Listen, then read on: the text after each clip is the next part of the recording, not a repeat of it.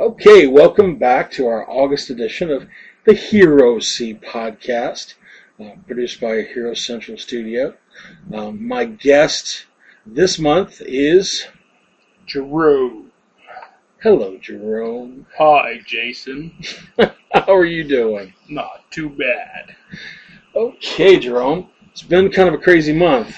Yeah, it's been a month. It's been a month, most definitely.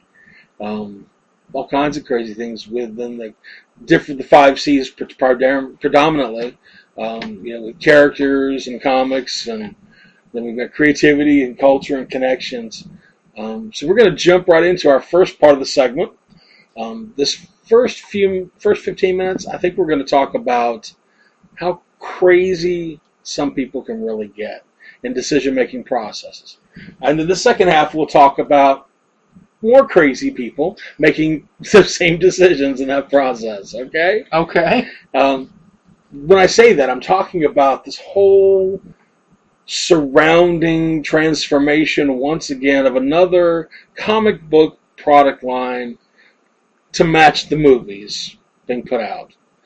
Marvel has released several pieces of information, even on national television, Entertainment Weekly, The Colbert Report, about the huge transition of characters. And by this I mean Thor becomes a woman. Yeah.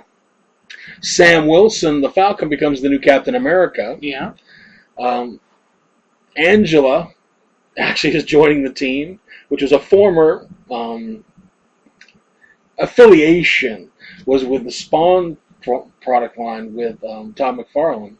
But looks like Neil Gaiman won his rights to creating that character. And so she will be part of the team. And then the whole roster mix-up transition, because there are a few other television series out with, Marvel's Agents of S.H.I.E.L.D. and the new movies coming out this year and next year. So yes, I want to get your opinion on a couple of things. I'm going to hand you a copy. For those who are unable to see this because it's a podcast, needs to go to Entertainment Weekly online, and it has a picture of the team roster for the new books coming out of the Avengers series. Yeah. That makes a little to no sense to me, but then I'm somewhat of a purist. So we're going to talk about a few bad decisions or some good decisions. Let's just kind of go over the roster first of all, okay? First, right offhand, I see Captain America, which is a black man, which is Sam Wilson, formerly the Falcon. This decision is one of the least offensive decisions for me. Yeah.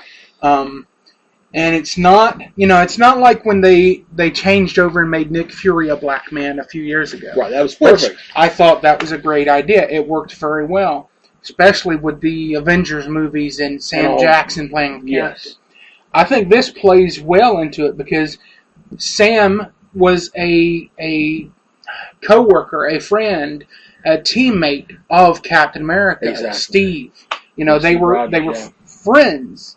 So, of course, the mantle has to be passed on eventually, and why not to someone that's worked hand in hand with Steve Rogers? Yeah. I think this is a brilliant decision. The things that I have a problem with is not the character itself, but the elements that they're falling in line that Captain America, Steve Rogers, will no longer have super soldier powers. At age 65, they stop working. Huh. And that is why he has to pass the mantle along. Second thing, they're talking about not getting rid of the Falcon's wings on the new Captain America. Giving him the technology still to have those flights as an American Eagle-esque type character. I think that could work. I could see that. Because, with Sam not having any actual powers, right. He does need an edge over the competition. Once you can fly, you're not going to give it all. Yeah. I mean, no, I could see that working out well. So, the direction of that character, I'm okay with that. I think I'm okay with that. But along that same line, if you see in the actual lineup, to the far left is Winter Soldier. Yes. From the movie. Yeah. Okay? Mm-hmm. And then to the far right is Deathlock from the Marvel's Agents of S.H.I.E.L.D. Uh-huh. Those were not even planned from the main series to be in the actual Avengers, only because of the exposure. Now, I know you said you got this from Entertainment Weekly. Was this in their book, or is this like a fan photo? This is Joe Quesada. We're doing the interview from Marvel, saying this is the fucking actual... Joe Quesada. Sorry, go on. No, I mean, that's kind of my point. It's because bad decisions, in my opinion. Have always happened under Joe Quesada. Winter Soldier took over the role of Captain America in the comics. Yes. And Steve became head of S.H.I.E.L.D. This is like a demotion. And I can't imagine Bucky would be demoted. But for some reason, they're going with this particular run. I think it's because of the exposure of the movies and of the television series. I think you're right. I mean... You end up with these other characters. Look to the far right at the top. There's Ant-Man. Yeah. He's going to be there because in 2015, the Ant-Man movie comes out. Yeah. Doctor Strange is there. Paul Rudd is the lead. I can't buy that. I'm sorry. I can't buy it. He's Stephen Strange. No, sir, you are no Hank Pym. Michael Douglas. Jesus. What are they thinking? Doctor Strange is definitely going to be in the team because of the whole Netflix original content coming out with the Marvel Knights over the next couple of years. Excited to see that. Yeah. Least excited for Daredevil. More excited for Doctor Strange. Yeah, because the Marvel animated movie that came out a few years ago blew the other Marvel movies away. Yeah. You know, that Doctor Strange nailed it.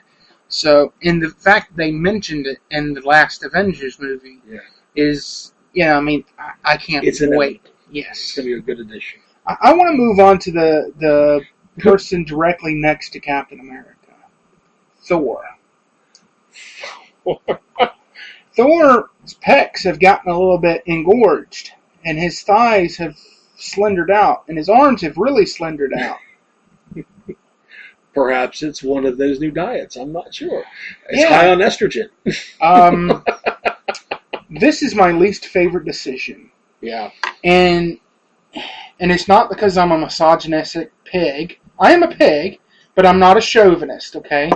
I am all for equality. There you go. But come up with a new character.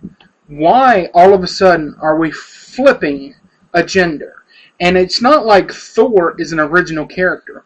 Thor is an ancient Viking God. Yeah, exactly. He has been around since the dawn of time. Yeah. And now we're making him a her. Well, apparently, from my understanding, whoever she is, okay, they won't even reveal the actual identity. Thor is still in Asgard, but he has no control, no connection to the hammer, which is what gives him his power on Earth. Uh-huh. She has been found worthy and is now wielding it on Earth. Uh-huh. So we know little to nothing about that perspective. Okay, so it's not just a gender bend. It's not them changing the character. No. This is an all-new character taking hold of the Thor mantle. Yes. And that particular issue, that's where I have an issue with the character next to it in the lineup, and that's Angela. Neil Gaiman won the rights to the character, having created it in 10 years of legal battles with Todd McFarlane. Then he turns around and sells the rights to have the character put into the Marvel Universe in the new Avengers as a half-sister to Thor and Loki. So, I'm confused. When you win a product and you win the rights to it, should you go out and just willy-nilly make a bad decision? Well, he won the rights, and the rights to do with as he wished. That's what Todd McFarlane said, because they asked him, what do you think about it? And he goes, it's his character. He has the rights to do what he wants with it. So I'm not so sure, and I would have been great if that had been a replacement for Thor. You know, if that was going to be the situation. But now you've got a female Thor and Angela on the team. You know, I don't buy it. Well, there's a lot of things coming out in comics that I don't buy. Oh, yeah. You know, so comics I don't buy. I do like the fact that they put Medusa from the Inhumans with all of her massive hair. They gave that, at least they let that character come forward. What they did by pairing her with Inferno, down the fiery guy, another Inhuman.